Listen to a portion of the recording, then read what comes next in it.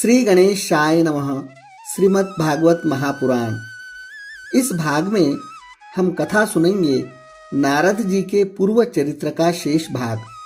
श्री सूत जी कहते हैं, शौनक जी, देवर्षि नारद के जन्म और साधना की बात सुनकर सत्यवती नंदन भगवान श्री व्यास जी ने उनसे फिर यह प्रश्न किया। श्री व्यास जी ने पूछा, नारद जी, जब आपको ज्ञानोपदेश करने वाले महात्मा गण चले गए तब आपने क्या किया? उस समय तो आपकी अवस्था बहुत छोटी थी। आपकी शेष आयु किस प्रकार व्यतीत हुई और मृत्यु के समय आपने किस विधि से शरीर का परित्याग किया? देवर्षि, काल तो सभी वस्तुओं को नष्ट कर देता है। उसने आपकी इस पूर्व कल्प की स्मृति का कैसे नाश नहीं किया? नारद जी ने कहा, मुझे ज्ञानोपदेश करने वाले महात्मा गण जब चले गए तब मैंने इस प्रकार अपना जीवन व्यतीत किया। यद्यपि उस समय मेरी अवस्था बहुत छोटी थी।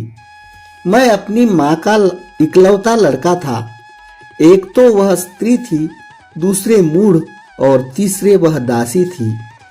मुझे भी उसके सिवा और कोई सहारा नहीं था। उसने अपने को मेरे मोह पाश से जकड़ रखा था। वह मेरे योगक्षेम की चिंता तो बहुत करती थी, परंतु पराधीन होने के कारण कुछ कर नहीं पाती थी। जैसे कठपुतली नचाने वालों की इच्छा के अनुसार ही नाचती है, वैसे ही वह सारा संसार ईश्वर के अधीन है। मैं भी अपनी माँ के स्नेह बंधन में बंधकर उस ब्राह्मण बस्ती में रहा। मेरी अवस्था केवल 5 वर्ष की थी।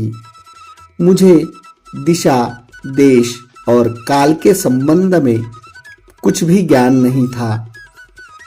एक दिन की बात है, मेरी माँ गौ दुहने के लिए रात के समय घर से बाहर निकली। रास्ते में उसके पैर से सांप छू गया। उसने उस बेचारी को डस लिया। उस सांप का क्या दोष? काल की ऐसी ही प्रेरणा थी।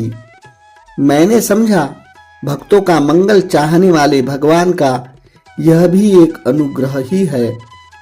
इसके बाद मैं उत्तर दिशा की ओर चल पड़ा।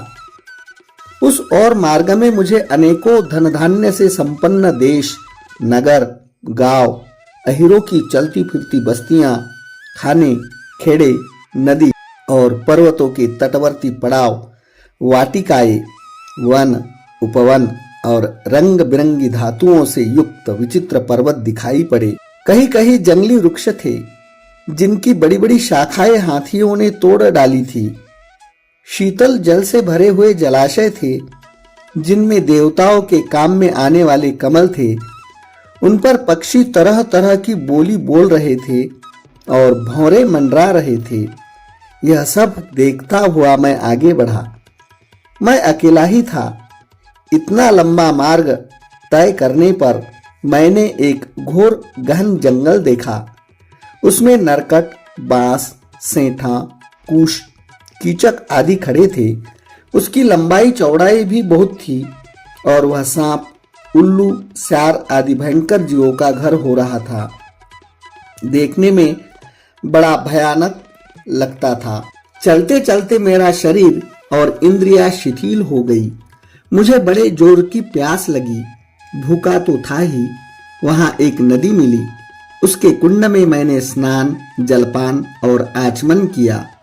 इससे मेरी थकावट मिट गई।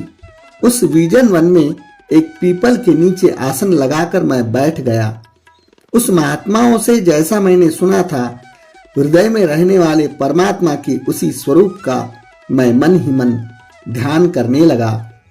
भक्ति भाव से वशीकृत चित्त द्वारा भगवान के चरण कमलों का ध्यान करते ही भगवत प्राप्ति की उत्कट लालसा से मेरे नेत्रों में आंसू छलछला आए और हृदय में धीरे धीरे भगवान प्रकट हो गए। व्यास जी, उस समय प्रेम भाव के अत्यंत उद्रेक से मेरा रोम रोम पुलकित हो उठा। हृदय अत्यंत शांत और शीतल हो गया। उस आनंद की बाढ़ में मैं ऐसा डूब गया कि मुझे अपना और ध्येय वस्तु का तनिक भी भान न रहा। भगवान का यह अनिर्वचनीय रूप समस्त शोकों का नाश करने वाला और मन के लिए अत्यंत लुभावना था। सहसा उसे न देख मैं बहुत ही विकल हो गया और अनमनासा होकर आसन से उठ खड़ा हुआ। मैंने उस स्वरूप का दर्शन फिर करना चाहा, किंतु मन को हृदय में समाहित करके बार बार दर्शन की चेष्टा करने पर भी मैं उसे नहीं देख पाया। मैं अतृप्त के समान आतुर हो उठा। इस प्रकार निर्जन वन में मुझे प्रयत्न करते देख स्वयं भगवान ने, जो वाणी के विषय नहीं है, बड़ी गंभीर और मधुर वाणी से मेरे शोक को शांत करते हुए कहा, खेद है कि इस जन्म में तुम मेरा दर्शन नहीं कर सकोगे। जिनकी वासनाएं पूर्णतया शांत नहीं हो गई है, उन अध कचरे योगियों को मेरा दर्शन अत्यंत दुर्लभ है। निष्पाप बालक, तुम्हारे हृदय में मुझे प्राप्त करने की लालसा जागृत करने के लिए ही मैंने एक बार तुम्हें अपने रूप की झलक दिखाई है। मुझे प्राप्त करने की आकांक्षा से युक्त साधक धीरे धीरे हृदय की संपूर्ण वासनाओं का भली भांति त्याग कर देता है। अल्पकालीन संत सेवा से ही तुम्हारी चित्त वृत्ति मुझ में स्थिर हो गई है। अब तुम इस प्राकृत मलिन शरीर को छोड़कर मेरे पार्षद हो जाओगे। मुझे प्राप्त करने का तुम्हारा यह दृढ़ निश्चय कभी किसी प्रकार नहीं टूटेगा। समस्त सृष्टि का प्रलय हो जाने पर भी मेरी कृपा से तुम्हें मेरी स्मृति बनी रहेगी। आकाश के समान अव्यक्त सर्वशक्तिमान महान परमात्मा इतना कहकर चुप हो गए। उनकी इस कृपा का अनुभव करने मैंने उन श्रेष्ठों से भी श्रेष्ठतर भगवान को सिर झुकाकर प्रणाम किया। तभी से मैं लज्जा संकोच छोड़कर भगवान के अत्यंत रहस्यमय और मंगलमय मधुर नामों और लीलाओं का कीर्तन और स्मरण करने लगा। स्पृहा और मद मत्सर मेरे हृदय से पहले ही निवृत्त हो चुके थे। अब मैं आनंद से काल की प्रतीक्षा करता हुआ पृथ्वी पर विचरने लगा। व्यास जी, इस प्रकार भगवान की कृपा से मेरा हृदय शुद्ध हो गया, आसक्ति मिट गई और मैं श्री कृष्ण परायण हो गया। कुछ समय बाद जैसे एकाएक बिजली कौंध जाती है, वैसे ही अपने समय पर मेरी मृत्यु आ गई।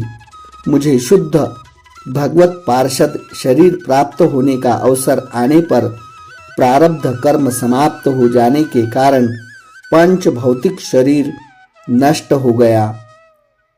कल्प के अंत में जिस समय भगवान नारायण एकारणों प्रलयकालीन समुद्र के जल में शयन करते हैं, उस समय उनके हृदय में शयन करने की इच्छा से इस सारी सृष्टि को समेटकर ब्रह्मा जी जब प्रवेश करने लगे, तब उनके श्वास के साथ मैं भी उनके हृदय में प्रवेश कर गया।